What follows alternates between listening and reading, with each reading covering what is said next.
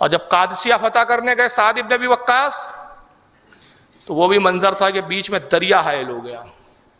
اب دریا کیسے پار کرے؟ کشتیاں نہیں ہیں, تعداد لشکر کی بڑی زیادہ ہے. کہا گیا کہ صاحب اگر دوسرے راستے سے جاتے ہیں 1 مہینے کی مسافت ہے, دریا پار کرتے تو آسانی سے 1 دن میں ہی پہنچ جائیں گے. سعد ابن وقاص نے غور و فکر کیا, کہا چلو سب بندی کرو, دریا پار کریں. بولے حضور کیسے دریا پہ چلیں گے؟ بالکل چلیں گے, آؤ.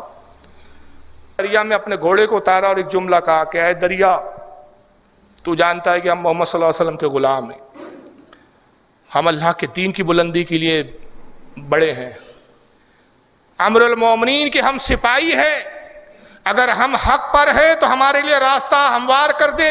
اور بسم اللہ کہہ کے گھوڑا رکھا, اور جب فوجوں نے رکھا تو مورخین اور راوی لکھتے ہیں کہ حیران ہو گئی نگاہیں اور عقلیں کہ گھوڑے دریا پر ایسے چل رہے تھے جیسے زمین پر چل رہے ہو. اور اقبال نے اس کو کیا کہا, دی اذانیں کبھی یورپ کے کلیساؤں میں, دی اذانیں کبھی یورپ کے کلیساؤں میں, کبھی افریقہ کے تپتے ہوئے صحراؤں میں, تھے ہم ہی ایک تیرے مارکا آراؤں میں. خشکیوں میں کبھی لڑتے تو کبھی دریاؤں میں, خشکیوں پہ لڑتے کبھی تو کبھی دریاؤں میں. دست تو دست ہے, صحرا بھی نہ چھوڑے ہم نے, بحر ظلمات میں دوڑا دیے گھوڑے ہم نے. اور لشکر کے اس طرف جب وہ لوگ تھے, فارسی لوگ تھے, انہوں نے جب یہ لشکر کو دیکھا یہ تو پانی پہ چلتے ہوئے آ رہے ہیں صاحب, تو انہوں نے چلانا شروع کر دیا, دیو آمدن دیو آمدن, دیو آ گئے, جنات آ گئے, جنات آ گئے, ہم انسانوں سے لڑ سکتے ہیں, جناتوں سے نہیں لڑ سکتے. قلعہ حوالے کر دیا. ایک صحابی ہے اس کے اندر جن کا نام ہے حضرت مالک بن عامر, صحابی رسول ہے, راوی اس کے سلمان فارسی ہے. تاریخ تبری میں اس کو امام تبری لاتے ہیں, جلد نمبر 2 صفحہ 497.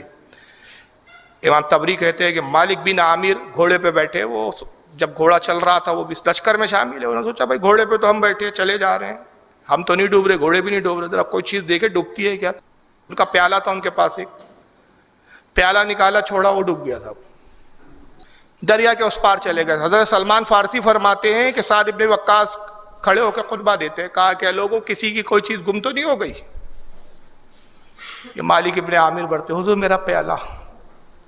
کہا گم ہوا کہ گم کیا گیا ہے؟ بولے حضور وہ پانی میں گر گیا ہے. دریا کے قریب آتے ہوئے مالک کہتے ہیں کہ اے دریا, میں رسول اللہ کا صحابی اور امیر المومنین کا فوج کا سپاہی ہوں, میرے پیالے کو ضائع نہ کر, میرا پیالہ مجھے لوٹا. ایک لہر اٹھی اور پیالہ اس طرف ہے. لیکن آج ہمارا وقار صرف اس لیے ختم ہو گیا کہ ہم صرف نام کے رسول اللہ کے غلام ہیں, حقیقی غلام بننے کے لیے تیار نہیں. حقیقی غلام بن جائے تو خدا کی قسم جانور بھی ہمارے فرما بردار ہو جائے. ان کی کیا اوقات ہے جی بھائی.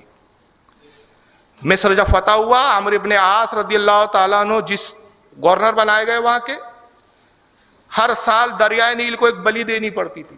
خشک ہو جاتا تھا, پانی کا ایک قطرہ نہیں. برسوں سے رواج چل رہا تھا, سالوں سے رواج چل رہا تھا کہ ایک قربانی دو, بلی دو. اور بلی بھی لڑکی کی دی جاتی تھی, کواری لڑکی کی. چالت کے دور سے چل رہا تھا.